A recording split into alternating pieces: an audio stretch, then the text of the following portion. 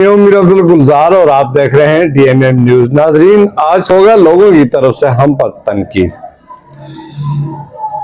आपके इल्म में है कि अभी जो हालिया बर्फबारी और बारिश की वजह से मौसलात का निज़ाम, बिजली का निज़ाम बलाई इलाकों में दरम बरम हो गया। वादी मनूर मानसरा से कट गया। कागान का राब्ता इस वक्त तक मुनक़ता है, बिजली वहां पे नहीं है। सरन के मकाम पहाड़ी इलाकों और बलाई इलाकों में बिजली का सिलसिला मुनक़ता है। जुज़वी सड़कें बंद हैं। तो ये अवामी मसाइल हैं और इनको उजागर करना न सिर्फ हमारी जिम्मेदारी भी है बल्कि आईनी और कानूनी भी ये चीज़ है कि जहाँ पे आवाम को मुश्किल होगी वहाँ पर खासकर जो लोग मीडिया से रिलेटेड हैं, सेल्फियाँ बनाने वाले नहीं। आजकल तो हर आदमी के हाथ में मोबाइल है, हर आदमी साफी भी नहीं है, लेकिन जो लोग खुद को साफी कहलाते हैं या जिन्होंने इस प्लेटफॉर्म पे अवाम की आवाज़ उठाने का जिम्मा लिया हुआ है, तो उन पर यह भारी जिम्मेदारी आयद होती है कि जहाँ कहीं भी अवाम मुश्किलात का शिकार हो, परेशान हो, तो उनकी आवाज़ को मुकाम में बाला तक पहुँचाएं। तो मेरे कहने का मकसद ये है कि सरदार मोहम्मद यूसुफ वफाकी वजीर मजहबी अमूर एक बड़ी अहम और अच्छी शख्सियत है। 1985 से लेकर आज तक मेरा उनके साथ बड़ा करीब का ताल्लुक और रिश्ता रहा है। बहुत अच्छे और शरीफ आदमी इंसान है।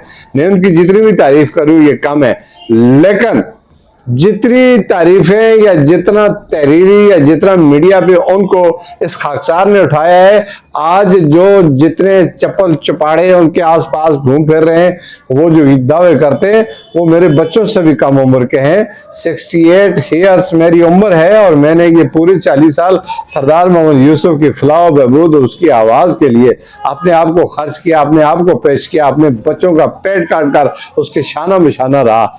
लेकिन मैंने उनसे एक टक्के का, जिसको कहते हैं, इस मफादात की लालच ना रखी है, ना रखूंगा, ना मुझे कोई जरूरत है। कोई बता दे तो मैं ऑनलाइन ये बात कहता हूँ। मुझे अफसोस के साथ ये कहना पड़ता है कि कुछ रातखोर, कुछ तलवे चट लोग जो हैं वो आजकल सख्त तनकीद कर रहे हैं मुझ पर।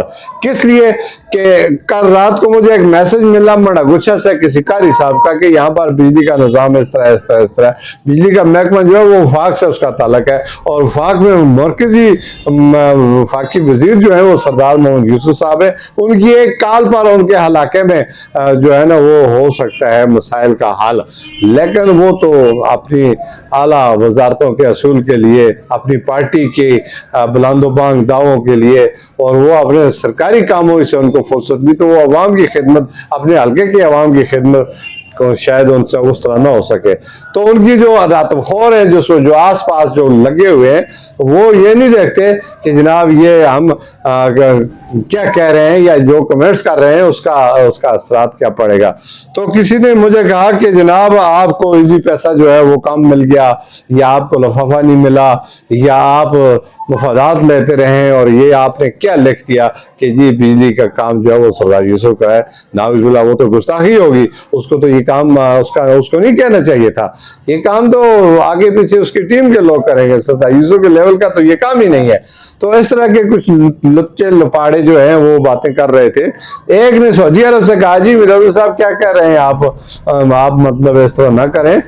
और भाई मैंने कौन सी तनकीद कर दी? मैंने एक शख्स की तहरीर को अपनी आईडी से नशर किया और वो अखबार की जीनत भी बना और मुख्तलिफ अखबारात में वो छाया हुआ। ये हमारी जिम्मेदारी है, हक़ाइक़ को सामने लाना, लोगों की मुश्किलात को उजागर करना और उसकी आवाज़ को काम में बाला तक पहुँचाना। ये अगर जुर्म है तो ऐसे जुर्म तो मैं अक्सर करता रहता हूँ और इसके लिए मुझे बहुत सारी कुर्बानियाँ भी देनी पड़ी। मैं सच को सच कहूँगा और झूठ को झूठ कहूँगा, ये मेरी जिंदगी का असूल रहा है। मैंने कभी मुफादात की साफत नहीं की, ये मेरा असूल रहा है। अगर हाँ किसी से कुछ लिया है खबर रोकने का, खबर शाया करने का, तो वो भी मेरे सामने आकर मुझे बताए कि मीर अब्दुल साहब ये आपकी कीमत है। अगर मैं आवाम की आवाज हूं, मुझे कुछ मिले या ना मिले, ये इंसान अल्लाह का हुक्म है। मेरा मकसद आवाम की आवाज है, मेरा मकसद मजलूम की आवाज है, मेरा मकसद इस आवाज को आगे पहुंचाना है। और यही 40 साल से मैं और मेरी टीम ये काम कर रहे हैं। आज अल्हम्दुलिल्लाह मेरे इस काम को देखकर, हमारे इस मीडिया को देखकर बहुत सारे लोग इस फील्ड में शामिल हो चुके हैं और वो बुलंद बांग दावे कर रहे हैं कि जी हम बड़े खैर ख्वाह हैं आवाम के और हम ये कर रहे हैं वो कर रहे हैं, लेकिन वो जो आज कर रहे हैं वो अल्हम्दुलिल्लाह पिछले 50 सालों से कर रहे हैं। तो हमें कोई लालच नहीं है। सियासी जो लोग होते हैं उन्होंने ये बेड़ा और ये जिम्मेदारी उठाई होती है कि वो आवाम के हकूक असूल के लिए वो कहते हैं हम काम करते हैं। तो इस वक्त आवाम का आगान नारान जो है वो तारीकी में डूबा हुआ है। वादी है कौश, वादी है सरन, ये सारे का सारा बालाई इलाका तारीकी में डूबा हुआ है।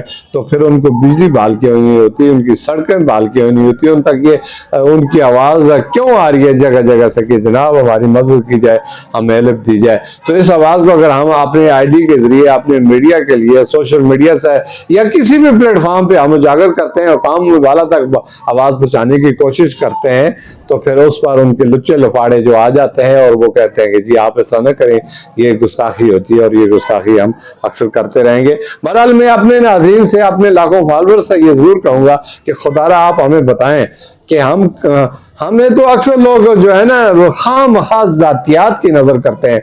अगर कोई PTI वाला है तो वो कहता है कि जनाब ये पटवारी है, अगर कोई मुस्लिम लीग वाला है वो कहता है ये यूथिया है, अगर कोई PP वाला है वो कहता है कि ये जियाला है, और ये लकब हमें सब के सब लगते रहते हैं। लेकिन मैं आज एन कैमरा ये बात कहता हूँ, ना मैं किसी पार्टी से मेरी कोई किसी किस्म की आज तक मैंने पार्टियों के मंशूर को उजागर नहीं किया कि मैं उनके बुलंद बांग दावे करूँ और वो सियासत के मालिक बन जाए। नहीं नहीं नहीं, हम इंडिपेंडेंट रहकर, आजाद रहकर आवाम की आवाज को उठाएंगे। जहां कहीं कोई चीज नजर आएगी हम उसको जागर करेंगे, तो चाहे मुझे इसके लिए कोई कुर्बानी या कितनी तनकीद का सामना क्यों ना करना पड़े, हम करते रहेंगे। सरदार साहब, ये सरदार साहब के हवारी में नाराज भी होते हैं, नाराज हो जाए कोई बात नहीं है, लेकिन उनको तनकीद का सामना करना पड़ेगा। क्यों कि वो अवाम के नुमाइंदे हैं। लाखों की तादाद में लोगों ने उन्हें अपने कीमती वोट देकर अपना नुमाइंदा मुंतखब किया है, और मुश्किल की इस घड़ी में मरकज में उनकी हुकूमत है। अगर उनसे आवाज नहीं करेंगे, उनको अपने मसाइल नहीं बताएंगे, हाल का मुतालबा नहीं करेंगे, तो क्या वो कहाँ जाएं? फिर वो हमें वो प्लेटफॉर्म बता दें, उस प्लेटफॉर्म से करें। खुदारा कुछ खुदा का खौफ करें, और ये जो लुच्चे लपाड़े जो आगे पीछे सियासियों के प्लेटफॉर्म है, मुझे पता है सरदार साहब इन लोगों को तरजीह नहीं देते, वो वैसे ही लगे रहते हैं कि मुफ्त में हाज हो जाए, चाय की प्याली मिल जाए, या हमारी इस तनकीद से शायद सरदार साहब को उनके सेहत पर कोई असर नहीं पड़ता। कोई तनकीद करता है या कोई तारीफ करता है या कोई कुछ करता है, वो कहते हैं मेरी गाड़ी में हजारों रोजाना चढ़ते हैं और उतरते हैं, मुझे इस चीज की कोई परवाह नहीं है। तो फिर उसके बाद फिर ये गुंजाइश नहीं रहती कि कोई कहे कि वो मेरी तरफ मुतवज्जो है या मुझे देखिए, नहीं, उनके अपने मसाइल हैं। पिछले दिनों हम इस्लामाबाद हमारे दोस्तों की पूरी टीम गई कि जनाब वाला हम अपने कायदे मोहतरम की खबरगिरी करें कि अल्लाह ताला ने सेहत कामिला आजला अता फरमाए। तो वहां पर डॉक्टर अब्बास साहब ने कहा कि जी मुलाकात डॉक्टर ने मना की हुई है। तो हम वहीं पे मौजूद थे, तो दर्जनों के हिसाब से लोग अंदर से बाहर से आते भी गए, निकले भी, जिनमें जनाब शहजादा गुस्ताजो खान वगैरह वगैरह या दीगर लोग थे। तो हमने फिर आने वालों से पूछा जी आपकी मुलाकात हुई? उन्होंने कहा जी हमने हुई। तो फिर हमने एक पोस्ट वहां पे शेयर की कि मुलाकात सिर्फ मनसूबों की हो सकती है, बड़े लोगों की हो सकती है, गरीब लोगों की फिलहाल मुलाकात इसकी नहीं हो सकती कि उनके जेब में एक दरख्वास्त होती है, किसी न किसी चीज का मुतालबा होता है और इसी मरीज को तंग न किया जाए। तो ये डॉक्टर अब्बास का मुतालबा था, तो उस पर भी उन्होंने नाराजगी का इजहार किया कि आपको नहीं करना। और भाई एक आदमी 200-250 किलोमीटर तय करके वहां पे जाता है आपको देखने सुनने के लिए, तो कम से कम आपका रवैया इतना तो होना चाहिए कि आप वो आने वालों को कम से कम मुलाकात करके उनके आगे जो टीम के बंदे हैं वो करके उनको इज्जत के साथ वापस करें कि जी ठीक है बहुत शुक्रिया आप आ गए थे, आपको जहमत करना पड़ी, हम शुक्रिया अदा करते हैं, लेकिन फिलहाल इस तरह नहीं है। अगर उनकी नहीं मुलाकात हो सकती तो बाकी भी किसी की नहीं होनी चाहिए ना, बाकी अपनी मर्जी के पसंद और नापसंद से मुलाकातें की, इस तरह का सिलसिला खत्म करें।